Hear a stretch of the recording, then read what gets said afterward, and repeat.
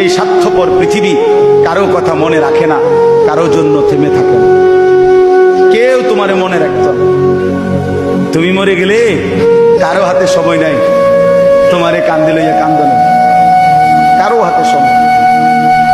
এ বাপেরে দুপুর বেলা জানাজা দিছে, আসরের পরে বাপের জানাজা হইছে, কত কান্দা কানছে জিফুতে। এশার নামাজের পরে পাশের ঘরের থেকে ভাত তরকারি আনছে, এর ওই পেট ভরে ভাত খায়। এরা দেখলাম দুপুরে কান্দে অন ভাত খায়, আরো গোস্ত লয়, আরো ফার্মের মুরগা লয়, তেলাপিয়া মাছ লয়, ডাইল লয়। কি আপনারা দেখলাম বিকালে কি কান্দাটা কানলেন? অর্থাৎ বুঝাইতে চায় ওনার জন্য তো আমি না খাইয়া মরে গেলে হইতো না, ঠিক আছে কাঁদছি তো কাঁদছি। অর্থাৎ দুনিয়া থেমে থাকে না, কারো জন্যই কি থাকে না, থেমে থাকে। এজন্য দুনিয়া নিয়েই ব্যস্ত না হই, আখিরাতের ফিকির